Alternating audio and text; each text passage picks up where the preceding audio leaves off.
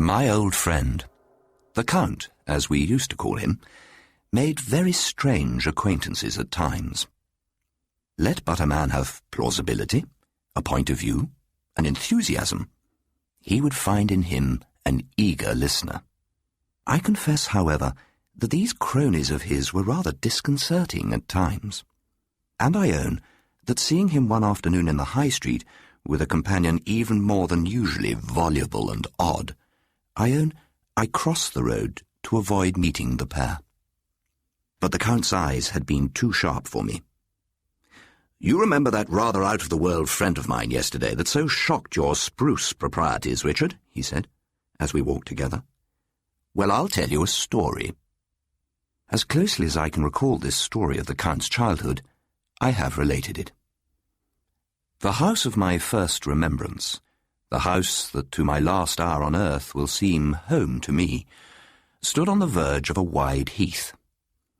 The house, the garden, the deep orchard, all had been a wedding gift to my mother from a great-aunt. I remember every room of the old house, the steep stairs, the cool, apple-scented pantry. But best of all, I remember the unmeasured splendour of the heath, with its gorse and its deep canopy of sunny air. My father's will, his word, his caprice, his frown, these were the tables of the law in that small household. To my mother, he was the very meaning of her life. But nothing satisfied him. He must needs be at an extreme, and if he was compelled to conceal his discontent, there was something so bitter and imperious in his silence, so scornful of sarcasm in his speech, that we could scarcely bear it. I remember one summer's evening we had been gathering strawberries in the garden. I carried a little basket and went rummaging under the aromatic leaves. Martha was busy beside me, and in a wild race with my mother, my father helped us pick. At every ripest one, he took her in his arms to force it between her lips. And when the sun went down, he took my mother on his arm, and we all trooped together back into the cool, dusky house. As we passed into the gloaming, I saw my mother stoop impulsively and kiss his arm. He brushed her off impatiently and went into his study. I think she was happier when my father was away, for then, free from anxiety to be forever pleasing his variable moods, she could entertain herself with hopes and preparations for his return. So time went on. Yet, it seemed, as each month passed by, the house was not so happy as before. Something was fading and vanishing that would not return. On Guy Fawkes' Day, Martha told me that a new household had moved into the village on the other side of the heath. After that, my father stayed away from us but seldom. At first, my mother showed her pleasure in 1,000 ways, with ribbons in her hair, with new songs, though she had but a small, thin voice. But by and by, when evening after evening was spent by my father away from home, she began to be depressed. Her anxious face, the incessant interrogation of her eyes, vexed and irritated him beyond measure. "Where does my father go after dinner?" I asked Martha one night, when my mother was in the room. "Shh, now, Master Nicholas. Didn't you hear what your mamma said? She's vexed, poor lady, and Master's never spending a whole day at home. Nothing but them cards, cards, cards every night at Mr. Gray's. But she doesn't mean to speak unkindly. It's a terrible scourge, his jealousy, Master Nicholas, and not manly to give it cause." A few days later I was sitting with my mother in her parlour, when my father entered and bade me put on my hat and muffler. "He's going to pay a call with me," he explained curtly. As I left the room, I heard my mother say, "To your friends at the Grange, I suppose." "You may suppose whatever you please," he answered. The room in which the card-players sat was very low-ceiled. A piano stood near the window, a rosewood table with a work-basket upon it by the fireplace, and some little distance away a green card table with candles burning. After some while, the door opened, and a lady appeared. This was Mr. Gray's sister, Jane, I learnt. She seated herself at her work table and drew me to her side. "Well, so this is Nicholas," she said, smiling. "How very kind of you to come to see me." I looked into her eyes and knew we were friends. She smiled again. "Now let me see. I have 3 different kinds of cake, because, I thought, I cannot in the least tell which kind he'll like best. Come, you shall choose." She rose and opened a narrow cupboard. I remember the cakes to this day. Little oval shortbreads stamped with a beehive, custards and mince pies. I took a mince pie and sat down on a footstool near Miss Gray, and she talked to me while she worked. Her voice was so quiet and musical, her neck so graceful. I thought her very beautiful, admiring especially her dark eyes when she smiled brightly and yet half sadly at me. I promised, moreover, that if she would meet me on the heath, I would show her Miller's Pool. "Well, Jane, what do you think of my son?" said my father when we were about to leave. She bent over me and squeezed a lucky 4-pence piece into my hand. I was looking at my father as she was caressing me, and I fancied a faint sneer passed over his face. But when we'd come out of the house onto the heath, in the bare, keen night, never before had he seemed so wonderful a companion. He told me little stories. He began 100 and finished none. Yet with the stars above us, they seemed a string of beads, all of bright colours. But when we were come to the house gates, he suddenly fell silent, turned an instant, and stared over the heath. "How weary, flat, stale," he began, and broke off. "Listen to me, Nicholas. You must grow up a man. A man, you understand. No vapourings, no posings, no caprices. It's your one and only chance in this unfaltering scheme." He scanned my face closely. "You have your mother's eyes," he said musingly. "And that's no joke." He pushed open the gate and we went in. My mother was sitting before a dying fire. "Well, Nicholas, did you play cards with the gentleman?" "I talked to Miss Gray," I said. "Really?" said my mother, raising her eyebrows. "And who is Miss Gray?" "Mr. Gray's sister." "Not his wife, then?" I looked towards my father in doubt. "You little fool," he said to my mother with a laugh. "What a sharpshooter." My mother rose, and with a sob she hurried out. My father stood very still, and then with a sigh he sat down at my mother's writing table and scribbled a few words on a slip of paper. "There, Nicholas, just tap on your mother's door with that. Good night, old fellow." I hastened upstairs and delivered the message. My mother was crying when she opened the door. But presently, afterwards, I heard her run down quickly, and in a while my father and mother came upstairs together, arm in arm, and by her light talk and laughter you might suppose she had no knowledge of care or trouble at all. Never afterwards did I see so much gaiety and youthfulness in my mother's face as when she sat next morning with us at breakfast. My father seemed to find as much pleasure or relief in her good spirits as I did, and to delight in exercising his ingenuity to quicken her humour. It was but a transient morning of sunshine, however, and as the brief and sombre day waned, its gloom pervaded the house. In the evening, my father left us to our solitude as usual. On St. Stephen's Day, I went to Miller's Pool. I was stooping down at the edge, breaking the splinters of ice, when I heard a voice calling me. It was Jane Grey, walking on the heath with my father. "So you see I have kept my promise," she said. "But you promised to come by yourself." "Well, so I will then." She turned to my father. Nicholas shall take me home to tea, and you can call for him in the evening. That is, if you are coming." "Do you care whether I come or not?"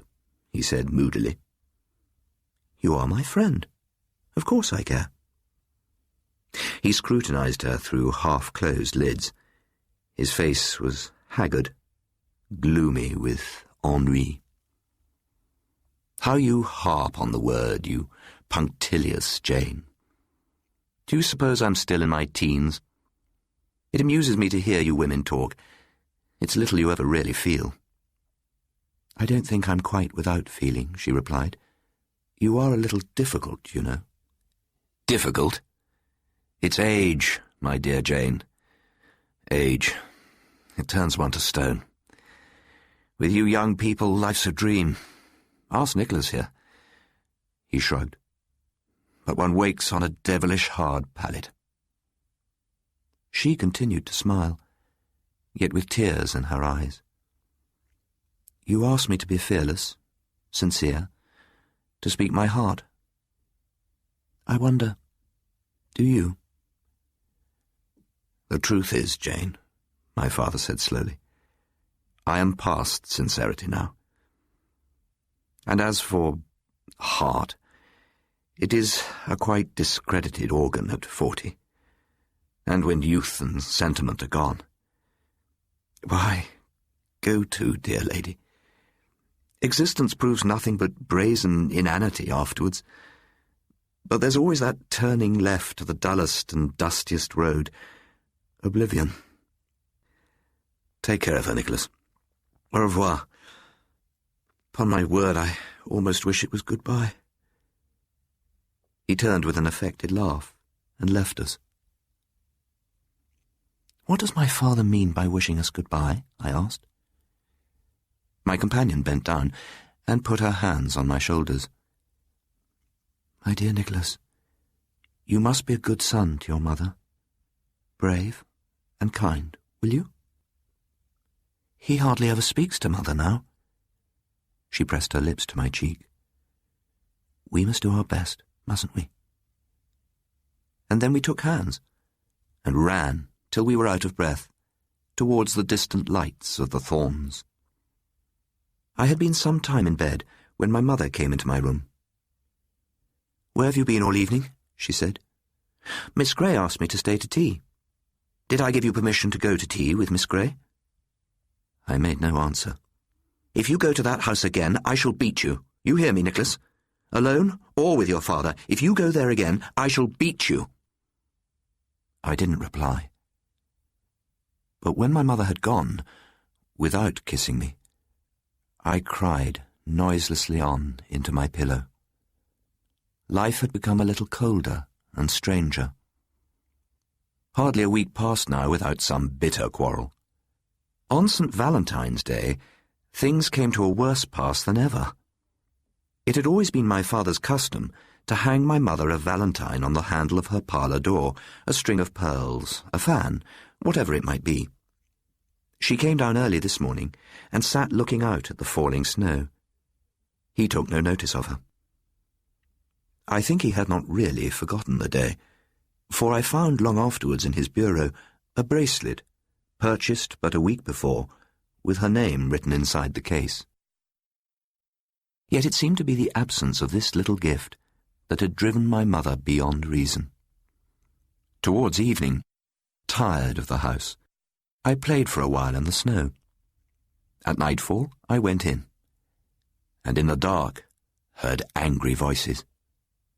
My father came out of the dining room and looked at me in silence. My mother followed him. "It shall learn to hate you," she cried. "I will teach it every moment to hate and despise you as I hate and despise you." My father looked at her calmly and profoundly. "Very well, then. You have chosen," he said coldly. "It has always lain with you. You have exaggerated, you have raved, and now you have said what can never be forgotten. Pray do not imagine, however, that I am defending myself. I have nothing to defend. I think of no one but myself, no one. Perhaps, indeed, you yourself... Well, life is... I have done. So be it. He stood looking out of the door. You see, it's snowing, he said, as if to himself. All day long the snow had been falling continuously. My father glanced back for an instant into the house, and, as I fancy, regarded me with a kind of strange, close earnestness. But he went out, and his footsteps were instantly silenced. My mother stumbled to the door. "Arthur, Arthur," she cried, "it's St. Valentine's Day. That was all I meant. Come back, come back." But perhaps my father was already out of hearing. As far back as memory carried me, it had been our custom to make a Valentine's feast. This same anniversary had, last year, brought about a tender reconciliation between my father and mother, after a quarrel that meant how little then. And I remember on this day to have seen the first fast-sealed buds upon the almond tree. When I went to the dining room later, my mother was kneeling by the fireside, gazing into the flames. Martha knocked at the door when the clock struck 8. "Dinner is ready, ma'am." My mother glanced at the clock. "Just a little while longer. Tell Mrs. Ryder. Your master will be home in a minute." She rose and placed the claret in the hearth.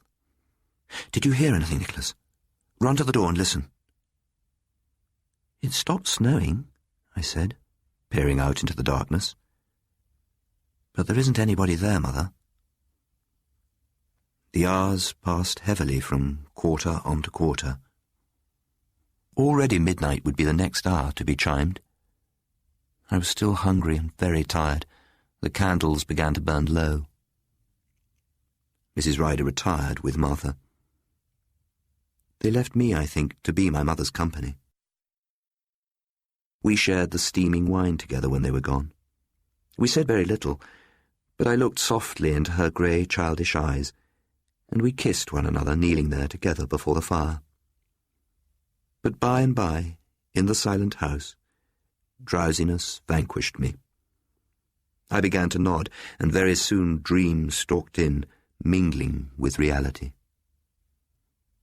It was early morning when I awoke, cold and miserable in my uncomfortable resting place. My mother was still asleep. I touched her sleeve, and the lids drew back from her eyes. Her face clouded instantly. "What? Nothing, nothing?" And suddenly, in a gush of agony, remembrance of the night returned to her. She hid her face in her hands, rocking her body gently to and fro. I returned to the table, on which was set out the mockery of our Valentine feast.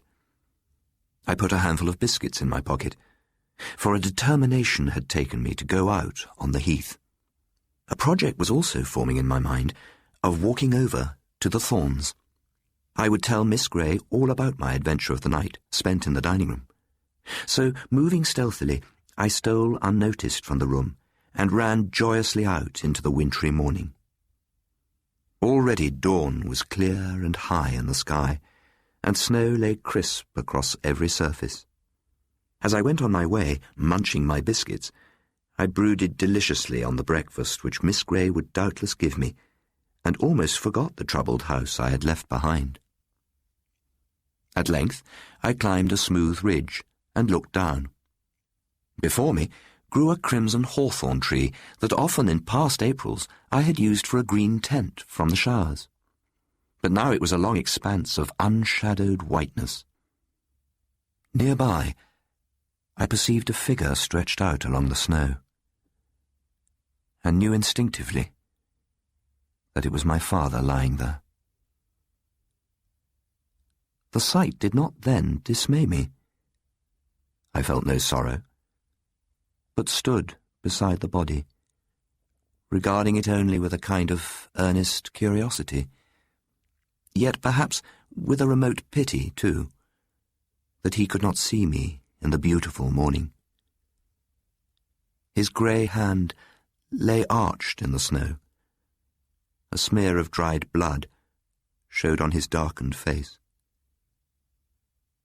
I understood that he was dead, and had already begun speculating on what would happen in the house now that he was gone, his influence, his authority, his discord.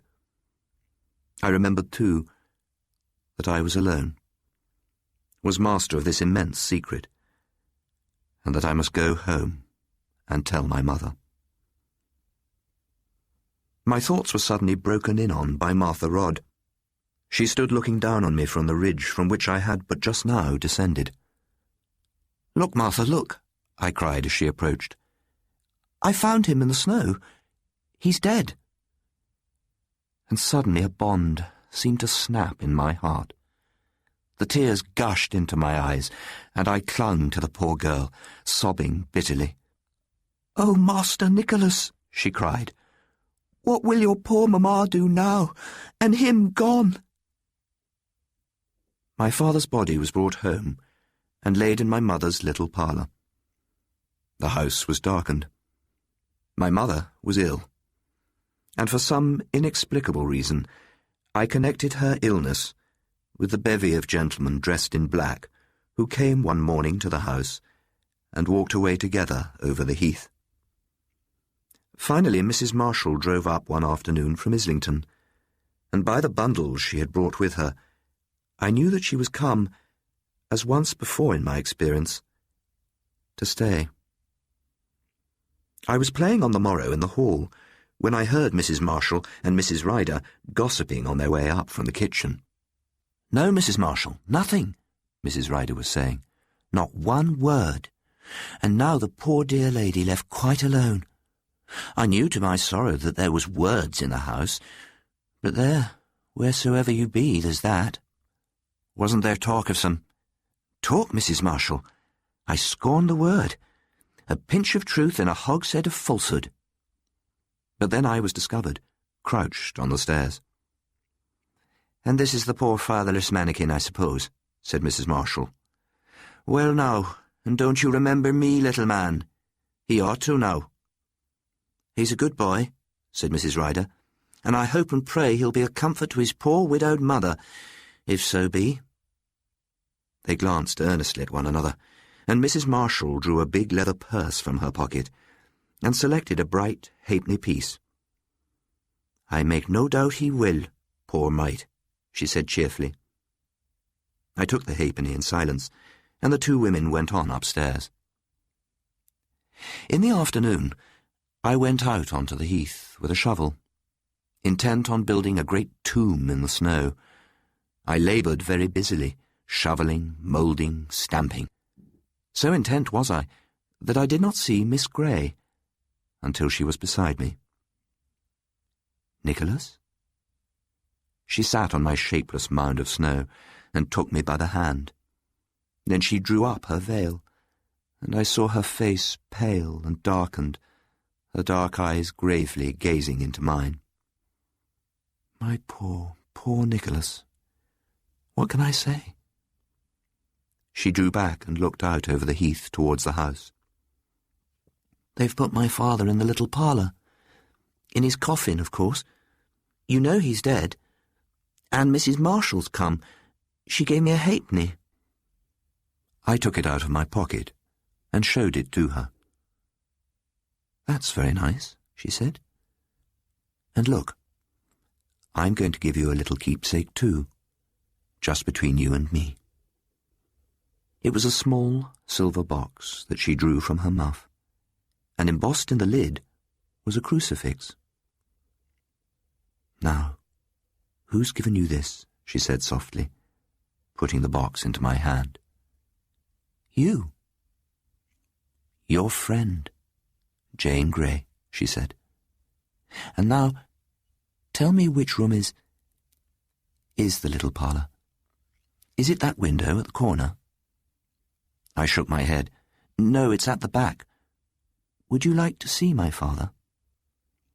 She started, her dark eyes dwelling strangely on mine. "But Nicholas, you poor lamb, where?"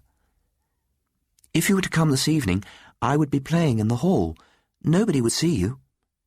"Oh, what are you saying?" She stood up, drawing down her veil. "But I'll come. We can both still be loyal to him, can't we, Nicholas?" She walked away quickly. I looked at my silver box with great satisfaction, and after opening it, put it in my pocket, and continued my building for a while. But now zest for it was gone, and I began to feel cold as darkness gathered. So I went home. I ate my tea in solitude. A peculiar, suppressed stir was in the house. I wondered what could be the cause of it, and began to be afraid of my project being discovered.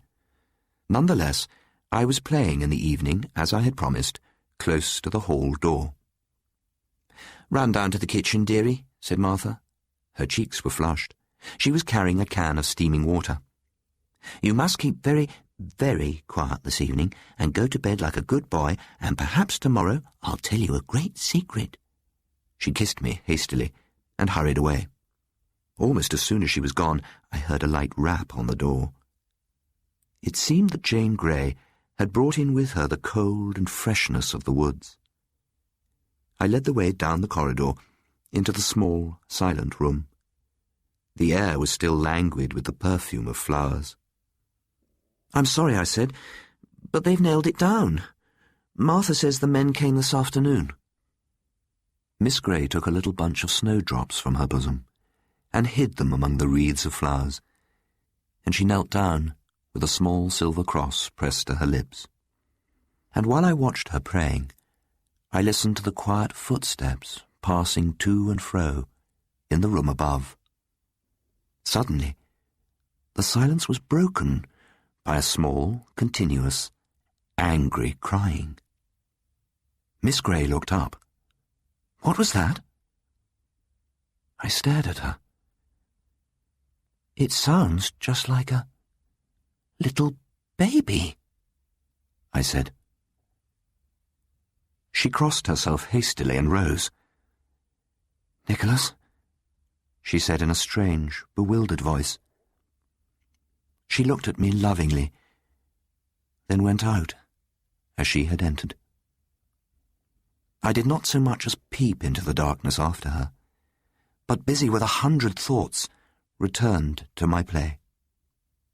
Long past my usual bedtime, as I sat sipping a mug of hot milk before the kitchen fire, Martha told me her secret.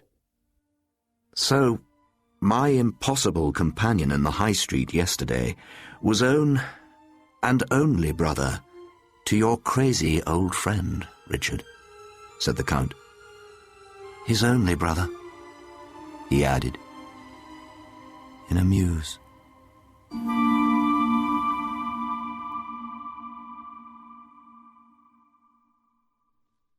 I was playing in the evening, as I had promised, close to the hall door. "Run down to the kitchen, dearie," said Martha. Her cheeks were flushed. She was carrying a can of steaming water. "You must keep very, very quiet this evening, and go to bed like a good boy, and perhaps tomorrow I'll tell you a great secret." She kissed me hastily and hurried away. Almost as soon as she was gone, I heard a light rap on the door. It seemed that Jane Grey had brought in with her the cold and freshness of the woods. I led the way down the corridor into the small, silent room. The air was still languid with the perfume of flowers. "I'm sorry," I said, "but they've nailed it down. Martha says the men came this afternoon." Miss Grey took a little bunch of snowdrops from her bosom and hid them among the wreaths of flowers, and she knelt down with a small silver cross pressed to her lips. And while I watched her praying, I listened to the quiet footsteps passing to and fro in the room above. Suddenly, the silence was broken by a small, continuous, angry crying. Miss Grey looked up. "What was that?" I stared at her. "It sounds just like a little baby," I said. She crossed herself hastily and rose. "Nicholas," she said in a strange, bewildered voice. She looked at me lovingly, then went out as she had entered.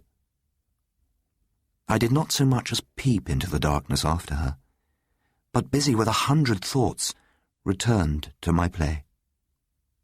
Long past my usual bedtime, as I sat sipping a mug of hot milk before the kitchen fire, Martha told me her secret. So, my impossible companion in the High Street yesterday was own and only brother to your crazy old friend, Richard, said the Count. His only brother, he added, in a muse.